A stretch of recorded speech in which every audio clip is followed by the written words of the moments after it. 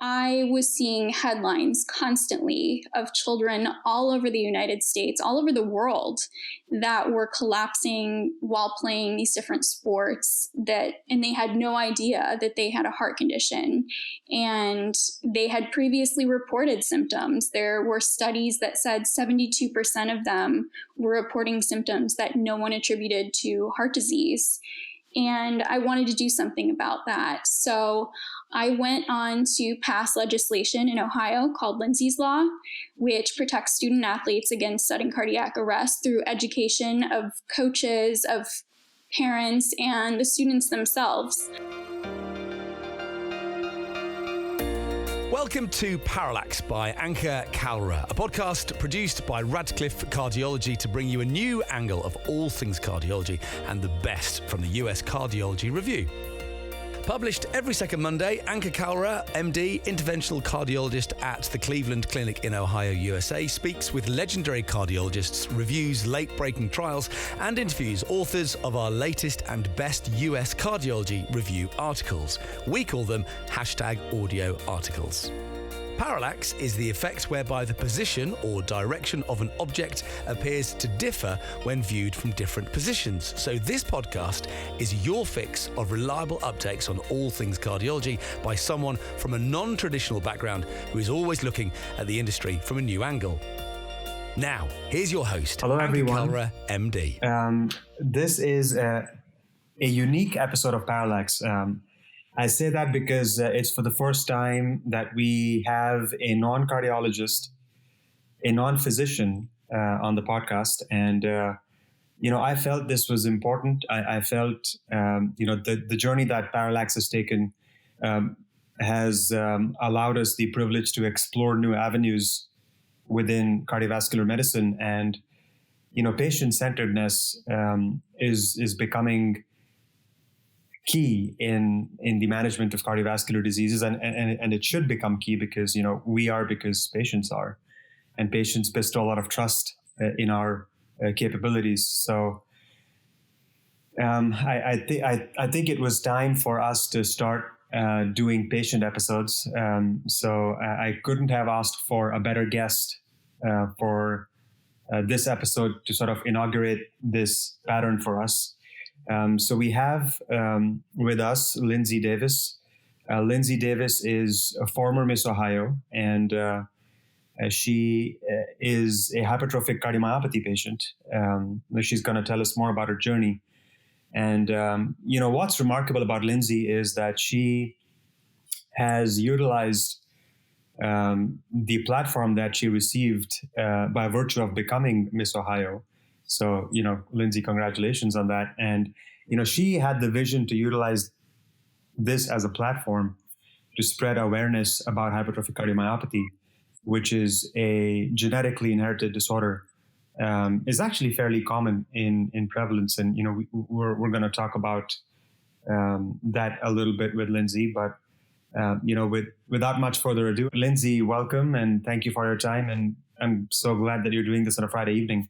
Thank you so much for having me on. I'm just so excited that you see the importance of including patients in your care for these different diseases. So thank you for having me on. It's our pleasure. Look, we were talking offline, and I was telling you that we are because patients are, and we are grateful for how much trust patients bestow on us and our abilities and capabilities. So, it's extremely important to have a patient voice. And so tell us about yourself, Lindsay, childhood, growing up, and how did you got diagnosed with hypertrophic cardiomyopathy? Tell us about your journey.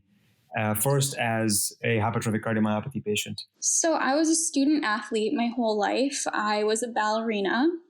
It got to a competitive level. I was dancing 7 days a week. Throughout that time, I had been experiencing symptoms such as breathlessness. I couldn't get my heart to calm down. I was super fatigued.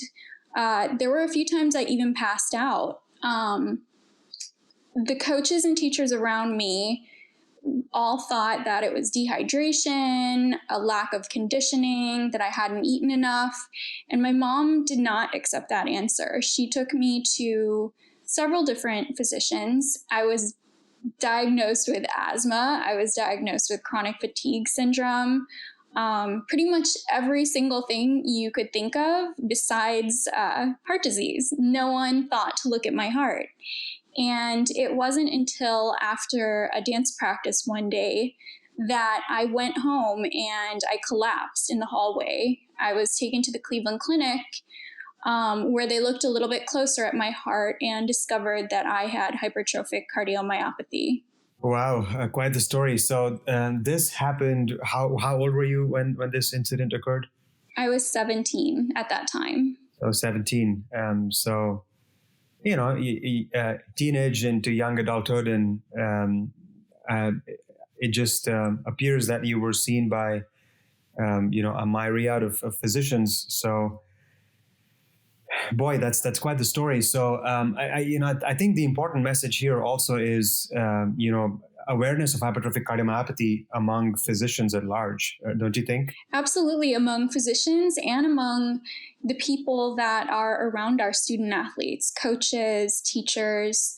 People should be aware that although someone may look healthy on the outside, that they're a student athlete, they're the epitome of health, they can be concealing something that could be deadly, like HCM. Yeah, so continue with the Cleveland Clinic journey then. So you were diagnosed with hypertrophic cardiomyopathy. Now, you were having these symptoms how long before you actually got the diagnosis? Oh my gosh, probably 10 years on and off, although it definitely did increase after puberty. Yeah, it was a very long journey to diagnosis and a lot of misdiagnosis, but I'm just grateful that the Cleveland Clinic was able to find my condition and put me on the right treatment path. Yeah, so tell us a little bit more about the treatment path. So, what all was this obviously would be educational for other patients listening as well. And I'm hoping that all the cardiologists are aware of the condition and obviously know what the modern treatments are. But tell us a little bit more about your interaction, with regard to, if you had an obstructive form, if you had a non-obstructive form of hypertrophic cardiomyopathy, were you offered surgical myectomy? Was that even required? What about, implantable cardiac defibrillators? If you can delve a little bit more into your treatments, I think that'll be helpful for patients and physicians alike. Of course. Well, I have non-obstructive HCM. And initially when I was diagnosed, I was prescribed beta blockers. We thought that would be enough. I ended up having a lot of edema, so diuretics were then prescribed. And because I was losing minerals, I was then prescribed potassium. And I thought that this was going to be enough for my HCM. I was like, wow, I've already had to retire from dance. I have to take all these medications every day. Like, now maybe I can live a normal life. And then I started passing out again. I had a couple instances of passing out, and my cardiologist thought that it would be a good idea if I was implanted with an ICD. So I was implanted with an ICD. I had that for several years until I had a lead fracture.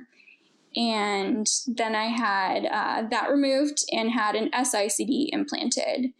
I'm still very symptomatic. We have spoken a little bit about myectomies in the future, but I'm just kind of waiting until I feel it's absolutely necessary, just because I've been through so much with my health. Yeah. But yeah.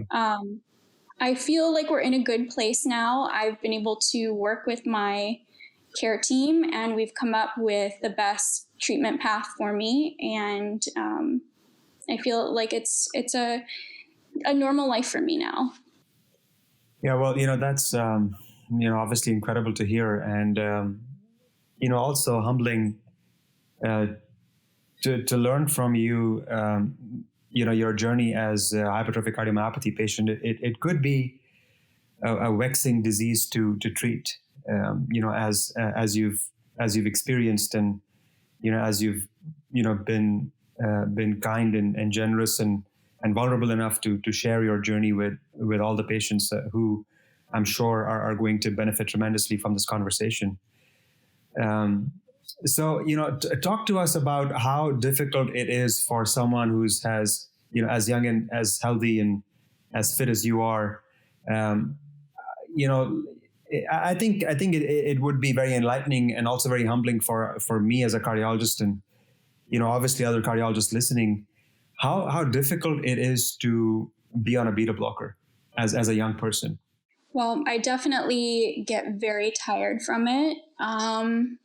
There were times when I was first put on it that I wouldn't take it, and I would get yelled at by my mom. I'd get yelled at by my physicians. And it wasn't until I started doing research on my own and found out exactly why we take beta blockers and how it's extremely important to prolonging my life, essentially.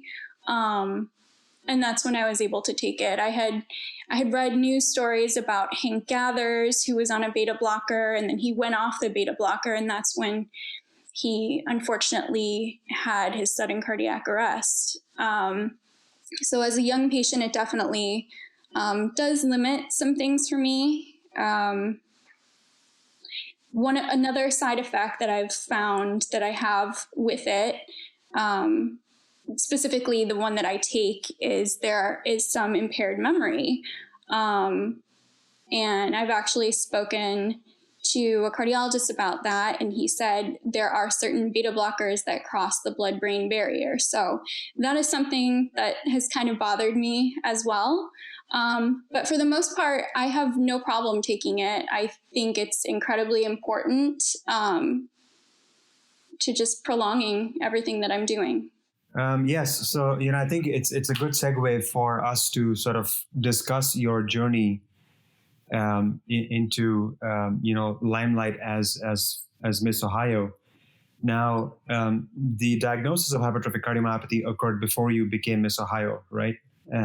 It did, yes. So, was that something that spurred you on to pursue this pageant, or was pursuing a pageant? So first of all, regardless of HCM, I think pursuing a pageant, requires a great deal of, courage, determination, and fearlessness. So congratulations for that.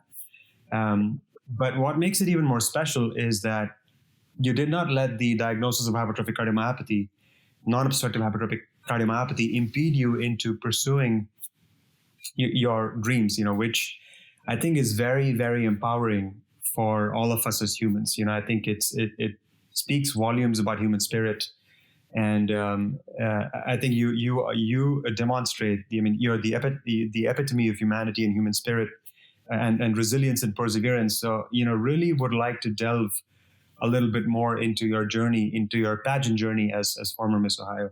Of course. So, unfortunately, at my diagnosis, I was forced to retire from dance, and dance was all I knew. I was planning on going to Julliard.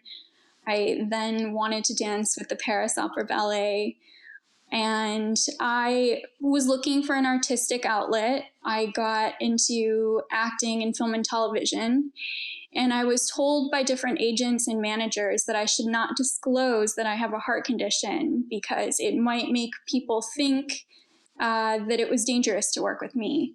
And that kind of set off a light in my head. I thought, you know what? I want people to understand heart disease and that it doesn't limit you. You can still live a normal life and you can still accomplish those dreams. So I wanted a platform to talk about this, and what better platform than a pageant?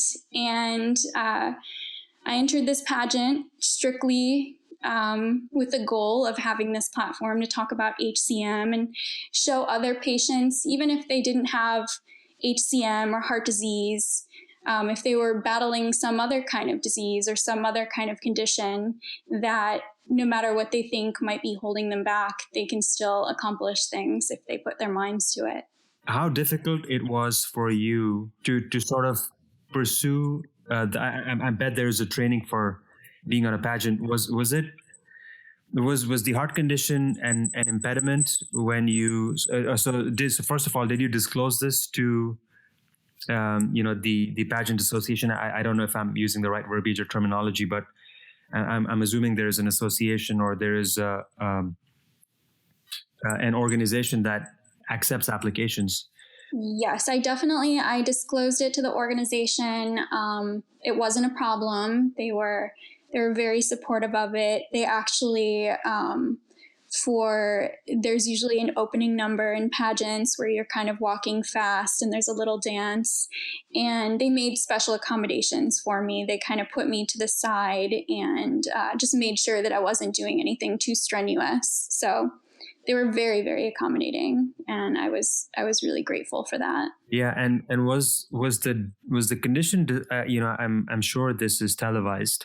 Pardon my ignorance on regarding television in general, but I bet this is televised. So was this disclosed to the audience when this was televised? They did not. I only made the top 15. And they did not talk about the heart condition. Mm-hmm. In the national pageant. In the local pageant, I was able to talk about it much more. Mm-hmm. Do you think that needs to change at a national level? I mean, do you think there needs to be more transparency if someone has an underlying condition? Well, actually, there have been several girls since I competed that. There was one in Minnesota who is just incredible, who has Down syndrome. There have been some girls who were deaf. There have been girls who were dyslexic. There's so many girls that have competed that have things that they thought would otherwise hold them back, but they were still able to get on that stage and do incredible. Yeah, well, kudos to you and kudos to them. And, thanks for the courage and the fearlessness that you displayed in participating in that pageant. Now, tell us a little bit more about the journey following the pageant. I mean, so you got the title for Miss Ohio, and what happened afterwards? So I wanted to get more involved in nonprofits. It's something I had been involved in even before my diagnosis. I used to raise money for the animal shelters in Cleveland by having lemonade stands. I used to help my mom organizing juvenile diabetes events, and I wanted to get more involved in that. And then I started seeing a need for legislation. Particularly around student athletes like I was. I felt so grateful that I was able to be diagnosed with HCM before I had something catastrophic happen, yet I was seeing headlines constantly of children all over the United States, all over the world, that were collapsing while playing these different sports, and they had no idea that they had a heart condition. And they had previously reported symptoms. There were studies that said 72% of them were reporting symptoms that no one attributed to heart disease. And I wanted to do something about that. So I went on to pass legislation in Ohio called Lindsays Law, which protects student athletes against sudden cardiac arrest through education of coaches, of parents, and the students themselves on the signs and symptoms to look for of an underlying condition. And if a player exhibits any of those symptoms, they're removed from play until they're examined by a doctor for a heart condition. Wow, that's excellent. And when was this legislation passed? What year was this? I believe that went into effect in 2017. Oh, that's what a story. That's incredible. And do you think that the law has a pathway for being implemented on a national basis? I'm working on some different things. I've also worked on CPR legislations that make it mandatory to educate high schoolers on how to perform CPR and how to use an AED. Done that in Ohio and California and working on more states, but there have been some legislations at a national level that kind of combine that CPR legislation with a Lindsay's Law type legislation that would educate on heart disease. So hopefully we can get something like that passed and protect more children. Yeah, well, what a story. More power to you and more energy to you, and more blessings to you. Keep doing this incredible work. I think if someone can rise above their challenges, which I'm sure you had, and thanks for sharing them with us, and sort of use that platform or use those challenges as a catalyst to changing the world for good, for better. Compared with how you inherited the world, there's a lot to be said about that. So, I can't thank you enough for doing whatever you've done for so many children and student athletes. And I mean, you've with what were given, you've made an incredible difference in the lives of many whom you wouldn't even know. So I think there's something incredibly special about that. Well, thank you. I feel like it was a part of my own healing. There's a really good quote: as we work to create light in the lives of others, we naturally light our own way. And I kind of feel like that has been proven true in my life. Definitely. Yeah, no, that's excellent. What would you like to share more with a hypertrophic cardiomyopathy patient? I mean, I'm sure you're incredibly knowledgeable about your disease condition and about hypertrophic cardiomyopathy. And, you've happened to work with some of the leaders in the field, including Hari Naidu, who's a mentor and a friend of mine. What would you like, other hypertrophic cardiomyopathy patients or, parents of kids who've got hypertrophic cardiomyopathy to know from you as a patient? From a clinical standpoint, I want them to realize how important they are to their own care, how important it is to research their diseases online, to become knowledgeable in them, to talk with other patients, and then to get involved with their physicians. Care should not be one size fits all. And I think the more we understand our diseases and the more we get involved in the treatment, I think it becomes a much better fit for us, and we ensure the best care possible and the best health possible. And from a personal standpoint, I thought that life was over at 17. I had my entire life planned out, and that rug was kind of pulled out from underneath me. And I want them to know that just because they're diagnosed with something does not mean that life is over. There are so many different things that we can be using our skills for. It's just a matter of kind of imagining where you can take things and just applying yourself to those goals. So, I think those would be my two biggest things that I would like to convey to patients. Yeah, well, excellent messages. And thank you for articulating them so well, for our audience. Now, what does a day in the life of Lindsay Davis looks in 2020 or 2021, I should ask? Well, in 2020, it's much slower for me. But in 2021, I hope to hit the ground running and work on some different legislations. I sit on a legislative committee now for an organization, and we have 11 legislations that we are looking to pass at a state level.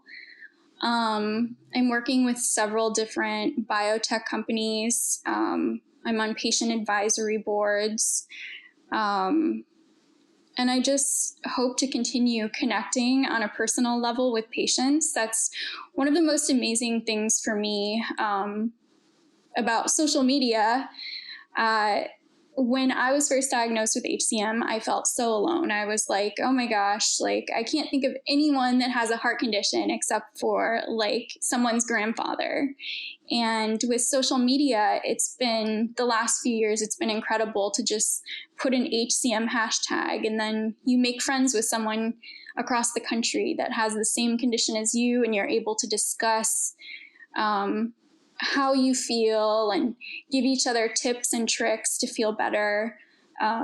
So I think that's another thing that I would really like to focus on in 2021. I'm also, 2021 is going to be a great year because Dr. Naidu, who we mentioned earlier, and I are working on a children's book that talks about HCM and kind of educates kids on what it's like to go to the hospital, what different tests mean. Because even at 17, I was confused while I was at the hospital and I was terrified. So to kind of know what's going on and have a better grasp of it, I think will be incredibly soothing for children. So that's probably the thing I'm most excited about in 2021. Yeah, no, that's excellent. Look, I know Dr. Naidu is a people's person, and he wants to brighten up wherever he is. Brighten up the room, brighten up the conference podium, brighten up the cath lab, brighten up the hospital, the hallways. He's that kind of a person, and I have a lot of respect for him because of the kind of person he is. So it's not a surprise to me that he's taken on a project of this nature, and it's incredible that you're doing this with him. I don't think there could be a better synergy between the two of you. Now having learned about you and learned about your journey and how you sort of utilized your condition to transform the world for hypertrophic cardiomyopathy kids, athletes, and patients into a better world. And I think, more power to both of you. And I can't wait to actually get a copy of that book whenever that's released. So, do keep me posted. I'm sure he's gonna tag me on his posts, which he kindly does all the time. He posts something on Facebook or Twitter, for that matter. Any closing remarks or comments, Lindsay? And again, thank you for your transparency, your vulnerability, and your capacity to share your own journey, which was not easy. It's never easier. It's never easy to sort of share your vulnerabilities on a social platform like this. So I thank you, genuinely thank you from the bottom of my heart. I commend you for your spirit and for all that you've done for hypertrophic cardiomyopathy. Any closing remarks? Thank you so much. In regards to closing remarks, maybe just like a note to physicians. I've been to many different hospitals all over the country, and for the most part, most physicians are very open to kind of talking with me and deciding a treatment path together for whatever I might be experiencing. But I have run into maybe one or two that kind of have the philosophy, like, don't confuse your Google search with my medical degree. I think it's important for physicians to know that patients are not just like doing a quick, shallow search of Google on our disease. And we are taking lots of time to research our disease and to understand our disease. We're talking with other patients. We're getting information from anywhere that we can. And I think it's important for physicians to keep that in mind, that we are experts in our diseases and in our bodies. And it's always helpful to listen and to kind of listen to our concerns, to to help ensure the best personalized care that we possibly can. Yeah, no, that's actually an excellent message. It's important, and it's something which we strive for also, is to just listen to the patient, and we keep saying to ourselves, believe it or not, I want to speak on the behalf of obviously my colleagues at the Cleveland Clinic. It's patients first, and we are here because of our patients, and we want to listen to our patients, and I'm sure, and I'm hopeful that that's the kind of experience that you had with us at the Cleveland Clinic. Always. No, thank you. So thank you for that. I'm glad that was the answer. But no, that's an extremely important message for all of us as physicians. We have to pay heed to patient preferences and patient experiences, and have to empower physicians to be the voices for their disease conditions. And in part, this episode is just an example of that. So again, I can't thank you enough for coming on board and being so responsive on text messages and Facebook, and I'm glad that we could do this. So thanks again. Thank you so much for having me. It's been a complete pleasure. Yeah, likewise.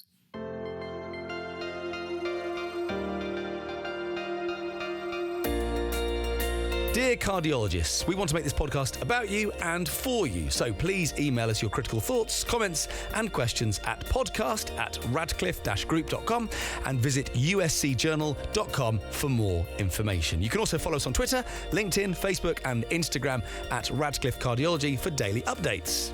Join thousands of cardiologists and become a Radcliffean by registering to radcliffecardiology.com. You will receive regular newsletters and gain access to hundreds of expert interviews, educational webinars, clinical cases, and peer-reviewed articles from our 6 medical review journals on general cardiology, interventional cardiology, arrhythmia and electrophysiology, cardiac failure, and vascular and endovascular surgery. Thank you.